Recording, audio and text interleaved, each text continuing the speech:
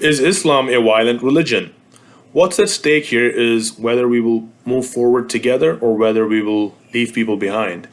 This is what is at stake if we don't step up and represent. Now, if we fail to represent, I think we're in danger of losing out in three ways.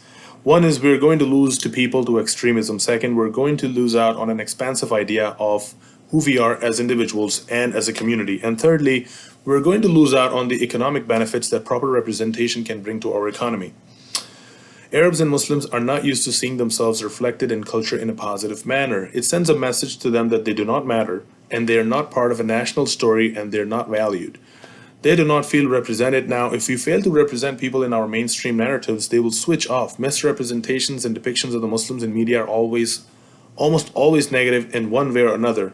There are around 1.8 billion Muslims in the world, and most of them are not these fanatics and evil people that media paints them all to be.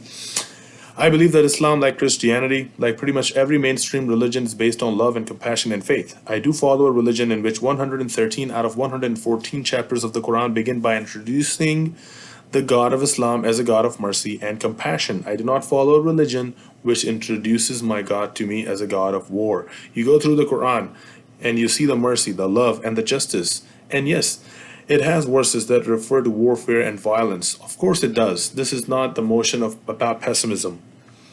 I'm not going to argue that Islam is a pacifistic faith. It is not. Islam allows military actions, violence in certain limited context, and yes, a minority of Muslims do take that out of context.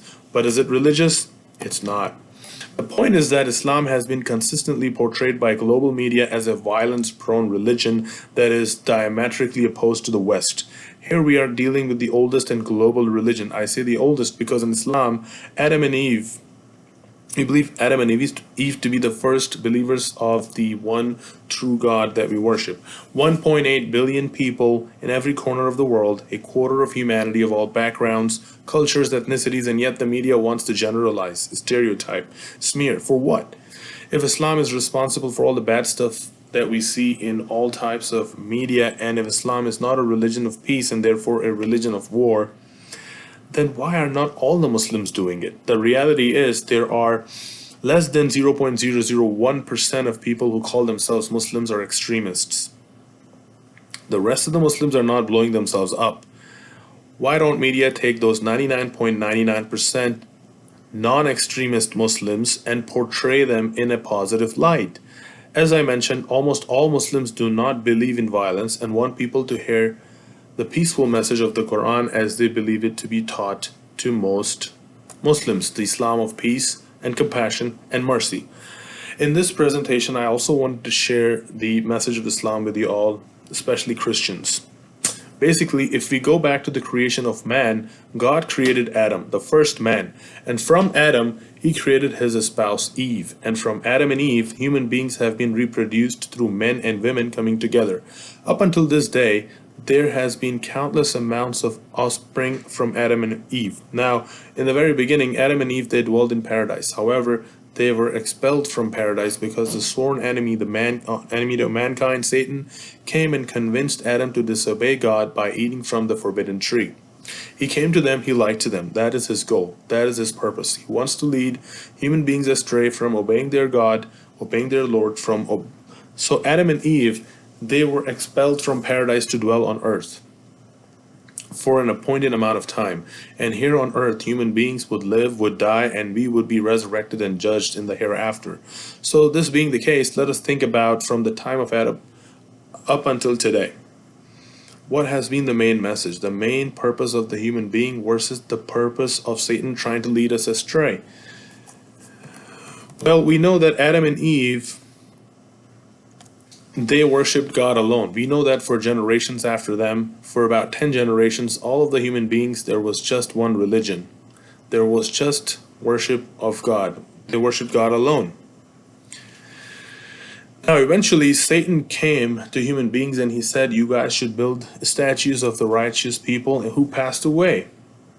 Therefore, when you see their statues, you will be reminded to be like them in obedience to God, to the one true God. Now, after those people who erected the statues passed away, later generations came, they saw these statues and they didn't know these righteous people. They didn't know what these statues were for. So Satan came to them and said, your forefathers used to worship these statues. Now, this is what Satan does. Satan lies to human beings and tries to get them to go astray, particularly in disobeying God and particularly in worshiping other than God. So this was when idolatry, when worshiping other than God was introduced to the human being. And since that time, God has sent messengers and prophets to human beings when they go astray in this manner, when they start worshiping other than God. He sends prophets to proclaim the truth to them, to say, don't worship other than God. You have no true God except Him. Do not worship the creation, rather worship the Creator. So Noah was sent to these people, and this was his message. And this has always been the message of the prophets. Adam, he preached what? The worship of God alone. Noah, he preached what? The worship of God alone. Later on, you can see Abraham, for example. His people were worshiping the creation. They were worshiping idols. He preached against the worship of the sun, the moon, the stars, and the idols. He destroyed the idols. What did he call to? The worship of God alone. Moses, he went to the Pharaoh. The Pharaoh thought that he was a god. Moses said, no, you're not God. There is only one true God worthy of worship. The Jews, they eventually would worship an idol, the golden calf. Moses condemned this, condemned them for this. What are you doing? Do not worship anything other than God. Worship God alone. This is the first commandment. Have no God before God. There is only one God. So this brings us to Christianity, to Jesus. Now, throughout we see that, as we said, Satan goes to people and tries to get them to worship other than God. He tries to get them to worship statues, to worship the sun, the moon, the stars, idols, the golden calves, and so on and so forth. So, now think about this. Jesus came, and is it possible that Satan came to the people after Jesus left and said Jesus is the Son of God? Worship Jesus, make an idol out of Jesus so that people started worshiping Jesus? Because if you look at through our history, throughout time, what was the religion of the one true God? It was monotheism. It was worshiping God alone. However, we see in modern Christianity, people worship Jesus, people worship Mary, people worship saints, so on and so forth. Is it possible, do you think, that perhaps this is from Satan trying to get people to worship other than God? And if not, if that is not the case, if Jesus truly did come and he truly did proclaim, I am the Son of God, worship me, or I am God, or devote your worship to me, and we are changing the religion, don't you think that should have been extremely explicitly made clear? Was it explicitly made clear? If you look at the history of how Jesus was perceived, don't you think if he was changing the history of the one true religion to worship him, don't you think that would have been the most clearly put thing he could have possibly proclaimed to people?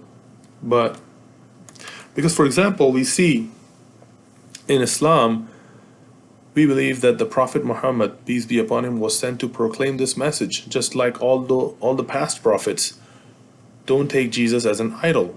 Don't take Jesus as an idol the same way the people of Noah took statues as idols, or the people of Abraham or Moses. And likewise, Muhammad Sallallahu Alaihi Wasallam came and said, do not worship other than God. Do not worship Jesus. And in the Quran, it is very clearly put there, there is no doubt about it. Every verse, it calls to monotheism.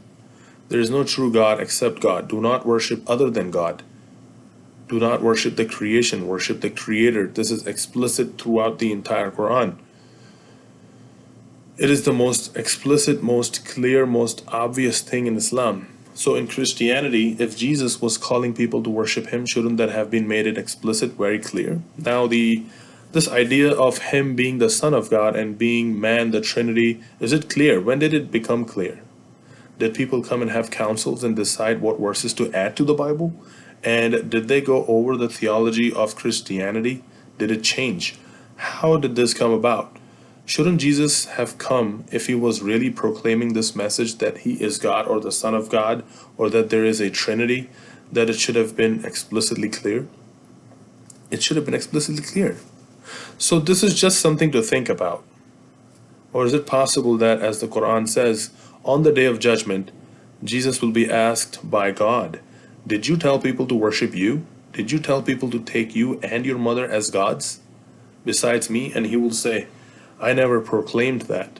I only told people to worship you alone. So this is just something to think about. Thank you for watching.